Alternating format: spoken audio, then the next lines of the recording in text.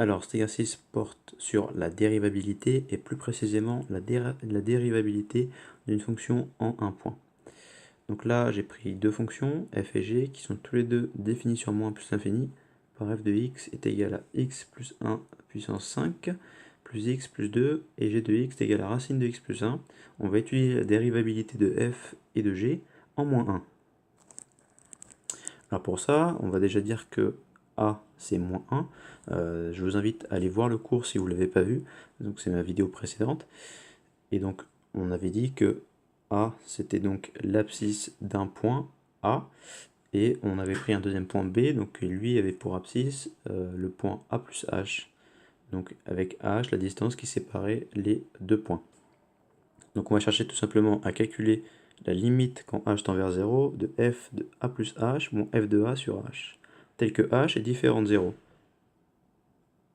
Et la limite de g a plus h moins g de a sur h pour la fonction g. Donc l'objectif en fait ça va être de déterminer s'il existe un réel L, donc L un réel, pour les deux fonctions, pour les deux cas, donc ça fait deux fonctions, donc deux cas.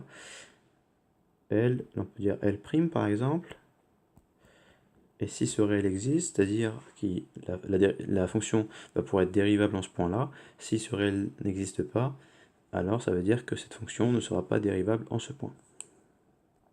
Pour commencer, donc, on va faire la première étape, on va commencer par f, on va essayer de calculer donc m, c'est-à-dire f de a plus h moins f de a sur h, tel que h différent de 0.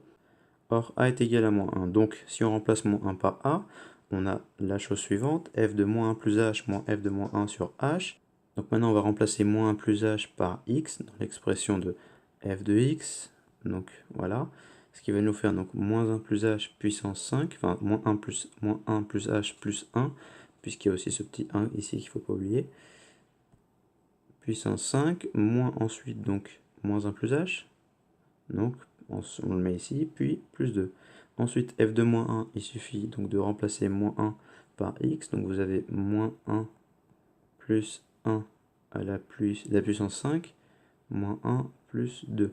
Moins 1 plus 1, ça me fait 0, 0 plus 0 à la puissance 5, ça me fait 0. Moins 1 plus 2, ça me fait 1.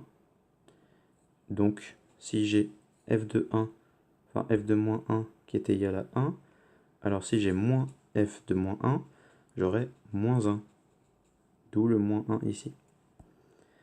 En continuant à développer, j'aurai h5 plus h sur h, puis ensuite en factorisant par h, j'aurai h facteur de h4 plus 1, en simplifiant ensuite par h, j'aurai plus que h4 plus 1.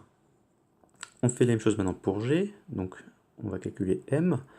M c'est bien g de moins 1 plus h moins g de moins 1. Alors je rappelle que g de x c'est racine de x plus 1, donc je remplace x la première fois par moins 1 plus h, j'aurai bien racine de moins 1 plus h plus 1, ce qui me fait racine de h. D'autre part, g de moins 1, ça me fait racine de moins 1 plus 1, donc racine de 0 qui fait 0. D'où le fait que j'obtiens racine de h sur h, et racine de h sur h, c'est égal à 1 sur racine de h. Pourquoi? Parce que si je multiplie en haut par racine de h et en bas aussi, vous êtes bien d'accord que les deux expressions sont les mêmes. Racine de h fois racine de h, ça me fait racine de h au carré, donc il ne me reste plus que h. Et en bas j'ai h racine de h, donc mes h se simplifient, il me reste un 1 en haut, et racine de h au dénominateur. La première étape étant faite, puisque j'ai réussi à trouver les valeurs de m, maintenant on va étudier la limite de ces valeurs de m.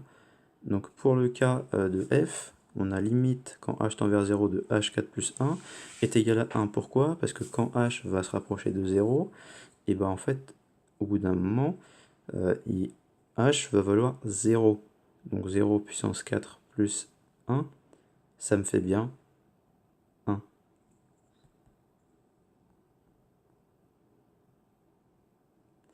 Donc on dit que f est dérivable en a est égal à moins 1, et on a f' de moins 1 qui est égal à 1. Donc ça c'est notre notation, vous voyez. C'est comme ça qu'on note que la fonction, elle est dérivable en ce point-là. Maintenant, en faisant la même chose pour g, on a la limite de 1 sur racine de h qui est égale à plus l'infini quand h tend vers 0. Pourquoi? Parce que, je prends un exemple, regardez. Si je prends un tiers, vous êtes d'accord que ça fait à peu près 0,33. Pour un demi, j'ai 0,5. Donc en fait, on fait une constatation. Je peux me rajouter un quart, hein, qui est 0,25. Donc on fait une petite constatation. Plus le chiffre du dénominateur diminue, en fait, plus le résultat, enfin, plus la fraction, plus le quotient est élevé. Donc ça peut être une petite astuce pour se dire que si mon h va diminuer et se rapprocher de valeurs comme 0, si vous pouvez taper à la calculette, si vous faites 1,0,00000 et un 9 à la fin, vous aurez un chiffre très élevé. Alors c'est pourquoi vous avez limite quand h tend vers 0 de 1 sur racine de h c'est égal à plus l'infini, puisque plus vos chiffres, donc aussi plus votre dénominateur va être petit, plus vous allez avoir un quotient qui va produire un résultat très grand. Donc c'est pourquoi on dit que cette limite donc, va tendre vers plus l'infini. Si elle tend vers plus l'infini, ça veut dire qu'elle tend pas en fait vers un réel comme on l'avait dit. Vous êtes d'accord? Je vous avais dit en intro au début qu'il fallait que ça tende vers un réel pour qu'elle soit dérivable.